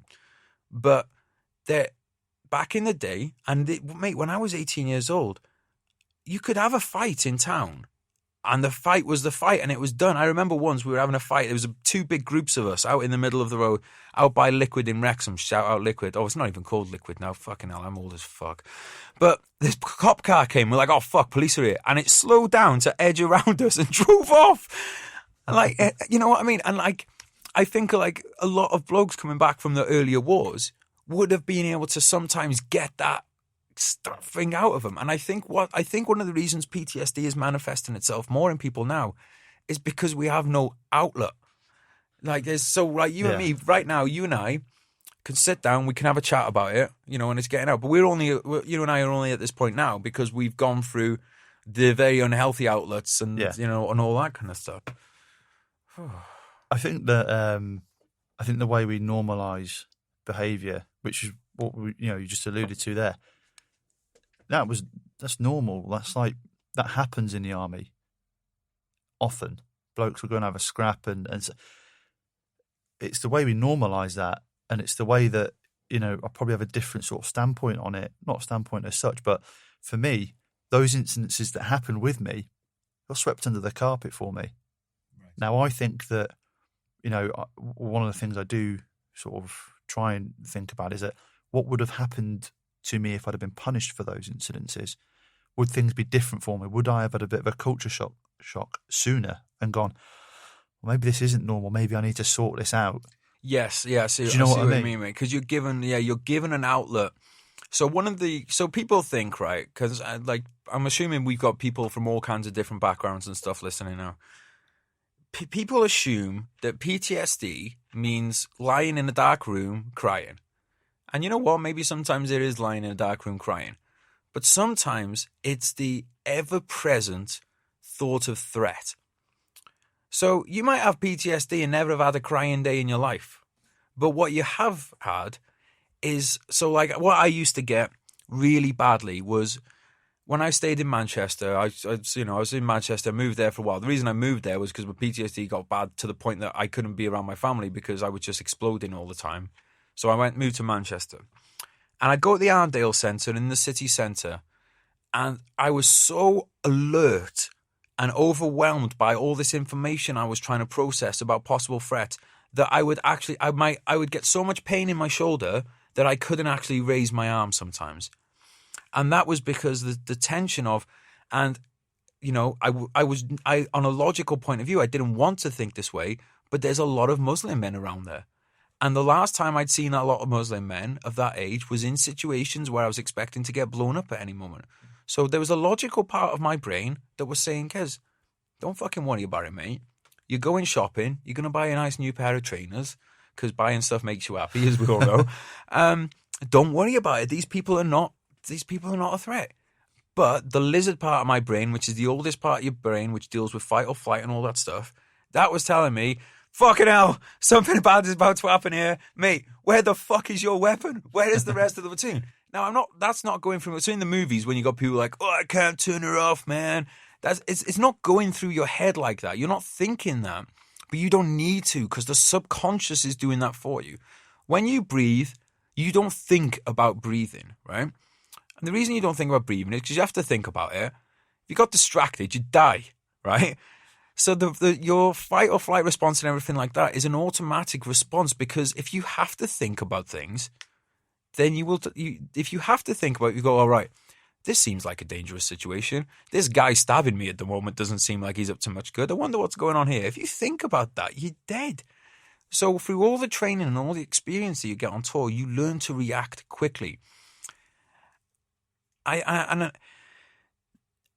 is a lot of a stress to take on. So the reason that PTSD can manifest itself violently is because you might outwardly look calm to people, but inside, every alarm in your body is going off.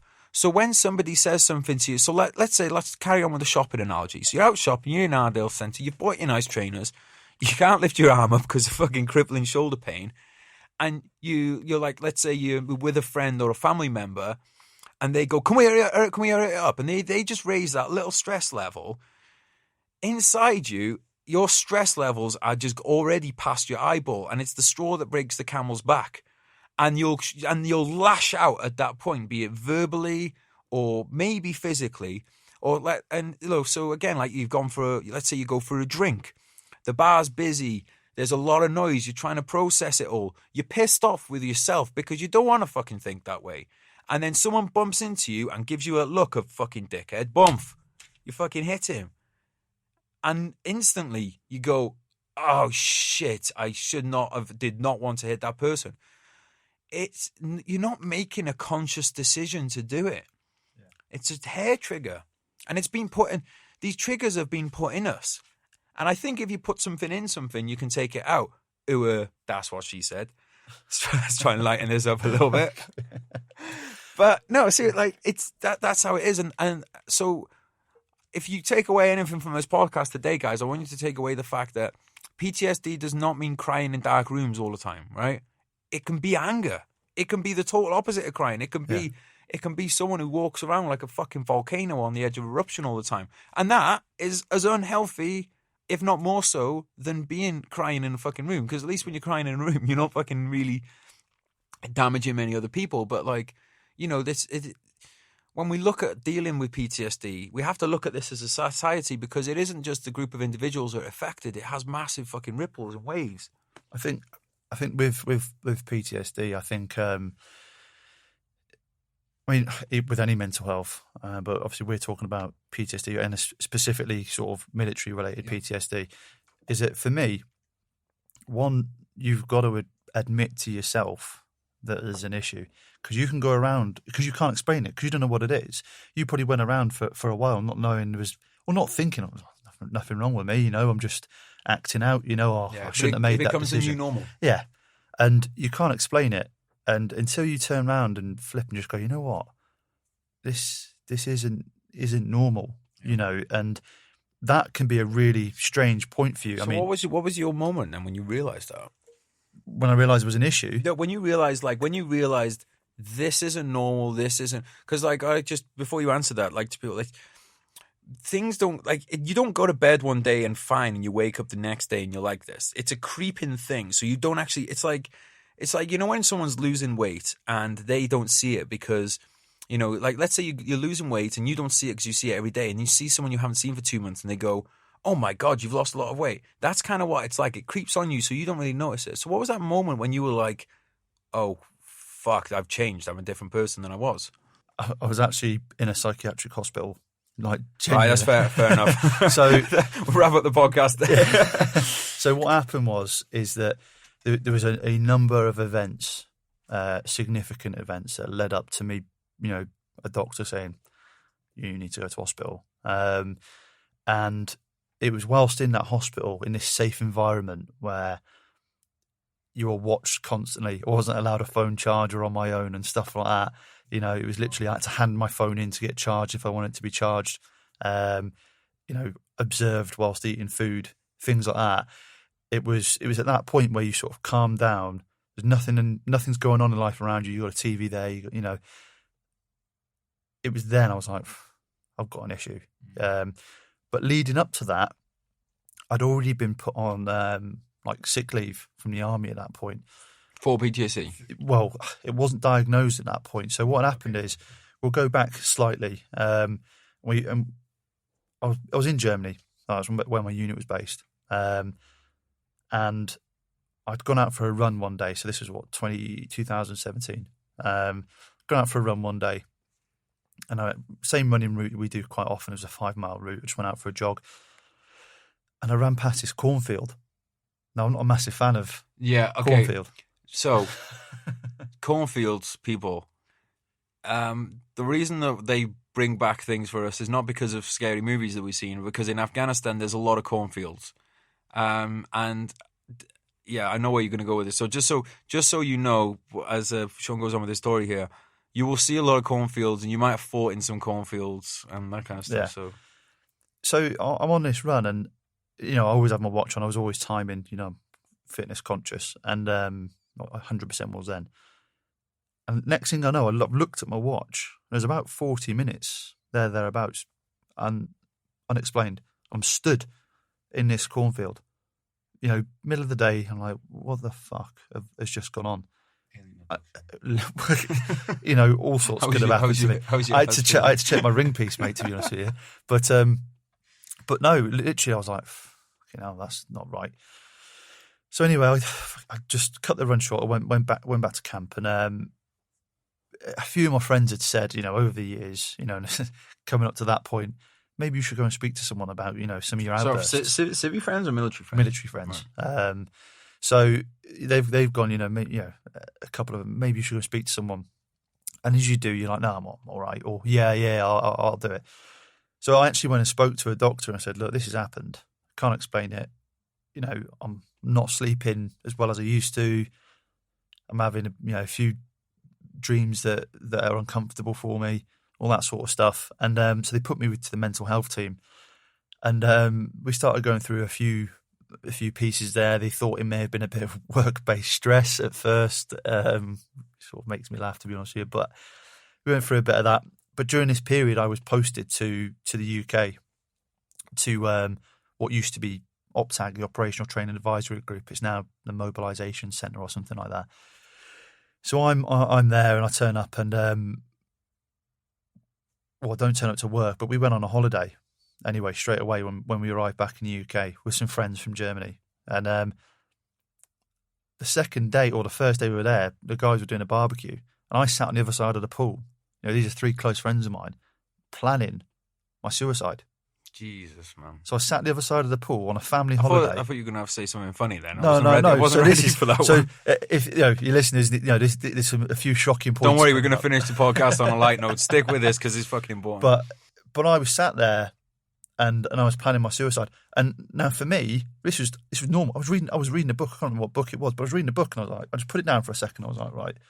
Should I do it here? Just crack up with a suicide. Should I do it here? Should I? And that's one thing the military teaches me is like when it comes to putting a plan in, pretty good to get the whole plan in. Oh, mate, yeah, so I was going through the estimate and everything in my head, but I thought to myself, I don't want to ruin their holiday, and I speak quite light of it now, but obviously it is. We have to, don't we? We have to because I've learnt from it, and that's where we'll get to. But obviously, I didn't do it on the holiday. So I put it to the back of my mind. But my behaviour on that holiday then was just unexplainable to people who weren't inside my head, and no one was inside. So I was distant with people. I was withdrawn. I was snappy with people. I snapped at my mate's wife. I mean, you become, for want of a better word, real cunt. Yeah, and I was. In turn, started to push my wife away from me. I think. Do you think, mate? Because this is sounding very familiar. Do you think that part of the reason that we become, again, you say cunt, to people is because, like you're saying, I don't want to ruin their holiday. So it's like we trying to actively make people want to walk away from us. Yeah. Because then you're like, well, now it's all right to do it because they don't care. Well, they won't. It's not they won't care, but it's not like you are not. They'll almost be like, oh, well, it's a bit of a relief because he's been a cunt for it's part of that distancing process, which actually most of us probably do. So totally subconsciously. Yeah. So I've sort of done this whole thing, and the holiday didn't really happen very well, and we've got back to the UK, and me and my wife sort of split up.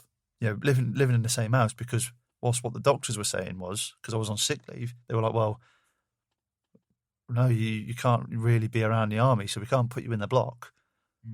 So I was like, well, what the fuck do I do? So I'm sort of living in a different room to my wife in the house. And this just kept happening. It was manifesting in my head. I wasn't sleeping right. And one day I just turned around and I was like, well, fuck it. And I went and recce'd a tree to hang myself from. Went and recce'd that. Went to the shop to try and purchase a rope, all that sort of stuff.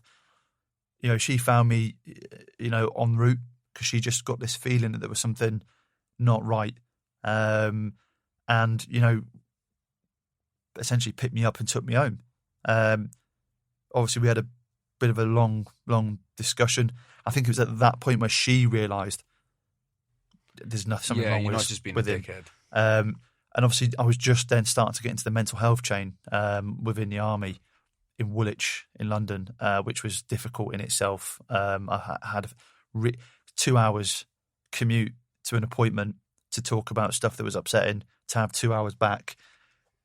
Yeah, that drive not back's right. never good. And to be honest, mate, like when it comes to, if anyone's listening, you ever going to go to therapy, which I think both me and Sean would recommend if you are struggling with stuff, don't have a 2-hour drive on the way back after it, because you are probably lethal at that point, because you are not going to be thinking about you are not going to be thinking about the wheel or anything like that. So if you do go to therapy or anything like that, get a taxi or get a lift.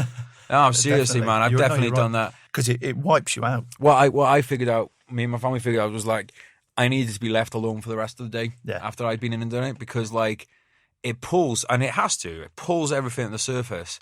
So like you should just be left alone at that point for the rest of the day, unless you go out seeking. Because the thing is as well, I wouldn't be telling people I'm going. Yeah. And so it's like they don't know that you've just they don't know that you've had all these raw emotions pulled out and stuff like that. So they might just come in and, oh fucking hell, did you have to do such and such? And they might have been in a bad mood, and then it's going to be like,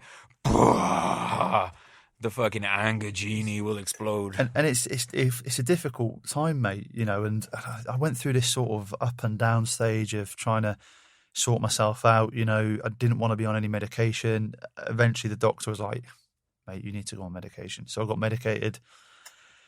Got close to Christmas. One day I'd not slept well at night. Literally, next day I had this like devil and angel moment. Devil's on my shoulder going, do it, do it. Angel's going, don't do it, don't do it. And I literally, was in my kitchen with a knife, and I was like, right, I'm going to do it. I blacked out. I was like, I woke up on the floor. And, for me, at that point, the mind is a powerful thing, man. I was just worn out, mate. Just got to this point in my life, I was just fucking worn out. And like I said, it then got to January. I felt like it again. And the doctor was like, you're going to hospital. And that was my realisation point, really, of where I was like, right, I have an issue. It was affecting, that's a lot of information, really sort of the detail taken out of it, but in broad brush. That's I think what we're going to have to do, mate, because I was just having a look at it, I think we're going to have to do another podcast, aren't we? If you're down for it. Yeah. We're going to have to do another one. So there you go. Let's make that official right now. No backing out now. No. Right, definitely. so we do another one, because what I want to talk about, because I feel both of us have done this, where we've kind of gone down into the depths of the mind, so to speak, and I both feel like we've come out the other side. The fact that we can sit here with a brew and discuss this, neither of us, we have the video to prove it, neither of us is, check it out. I'm giving double thumbs up to the camera right now. My hands are only shaking. No, it's like we can have a conversation now. Yeah. Fucking mate. To have even attempted this conversation a couple of years ago, right now, I'd have the snot bubbles. I would be a fucking mess. And so, like, it's important to talk about, mate. It is important to talk about. And the other thing that's important to talk about is the like I said, the positive effects of going through the shit, but also how to get out the other side. So let's make this official. Let's do another podcast where we will talk specifically about coming out of the abyss, so to speak. Let's wrap up on a light note, mate. Let's wrap up. Actually, you know what? Let's not wrap up on a light note. Let's wrap up on a leadership note, because I think. So what we haven't gone into today, because there's other places you can find out about this, and I wanted to dive into some other stuff with Sean. We might get to it in the next podcast. There's a man sitting alongside me. He's a military cross winner. So as you do, he got military cross for leading a bayonet charge against the enemy. So pretty fucking pretty outside the normal realm of experiences there. And I'm sure you agree with this. It's not so much the physical act you reward for then, it's the leadership. Yeah. So it's the leadership of being the person that goes, like there's a great clip that goes around the internet, and I'm not sure I think it might be the Anglians, but there's a guy where he spots some Taliban, he's got a camera on, you just hear him go, calm as fuck, he just goes, all right lads, time to earn your pay. And that video gives me a fucking boner, because I'm like, that is leadership. It's Royal Anglians. Yeah. Fucking, if you're listening, mate, whoever you did, you are a fucking legend. Please come on a podcast. But like, just that is leadership to me. So we've got a lot of young people like following us both on social media and stuff like that, mate. So impart a bit of wisdom on leadership. What's the one leadership lesson that you would tell people listening? For me, one of the biggest things is, do not ask anyone to do something you are not prepared to do yourself. Yeah, I'll second that, mate. Like, I never, and this is why I never had an issue with any of my blokes, with anything I ever did in any of my sections or my platoons, is that they knew in their heart of hearts, whether we got on or not, it's irrelevant. They knew that I would never ask him to do something I hadn't already done or I wasn't prepared to do myself. I was saying this with Alex Jones that we had on in another episode. We were saying that the job of a company commander, the job of the battalion commander, platoon commander, is not to be looking for IEDs, but one day, one point on that tour, and this might be different for future tours where it's not the ID threat or something, but do it once at least, so your blokes can see that you know what it's like. And once you've done that, it's a great thing to do as a commander as well, not just because it'll gain you leadership capital. To steal a term from Jocko Willink there, which I think is it's a fantastic term. If you're not listening to Jocko podcast, stop listening to this one. Go listen. No, he's a fantastic podcast. But if you know how it feels to, and we'll use this as an example, clear a route for looking for IEDs. If you know how to do that, that's going to, like, the way you deal with your men will be different, and they will feel that difference, and they will respect you more, and they will follow you more and listen to you more because you've done it. Doesn't mean you should do it all the time, because it's not your place to do it all the time, but do it at some point. Like, if it's one day, you got to choose these moments as a leader carefully. There's some days where your blokes are going to be on their ass, be it physically, mentally. Let's say that week, there's been an incident, lads, someone's got hurt, and the lads are feeling the strain, right? That one day you go to the front of the platoon, you go, yeah, lad, give us the Valum. And they go, fucking boss, look at the boss, or look at the platoon. Do you know what I mean? And it's not something you should do all the time, but sometimes, as a platoon commander, whatever, you're going to have to put yourself at risk. Yeah. You're going to have to. And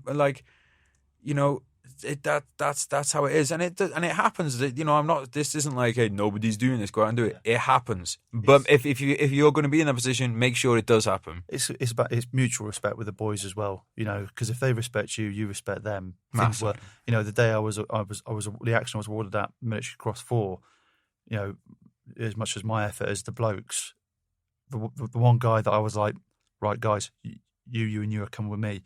You know what? The guy that I trusted the most, who was my point man, brilliant friend of mine, Joel Campbell, put his hand up and went, I'm fucked, mate.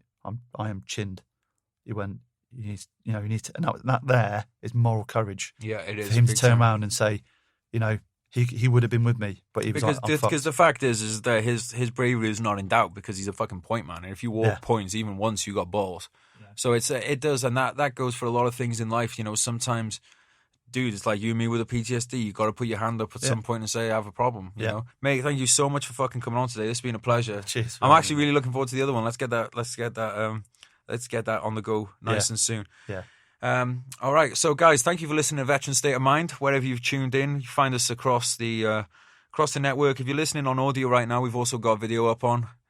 We got video up on YouTube, up on the Veteran State of Mind, veteranstateofmind.com.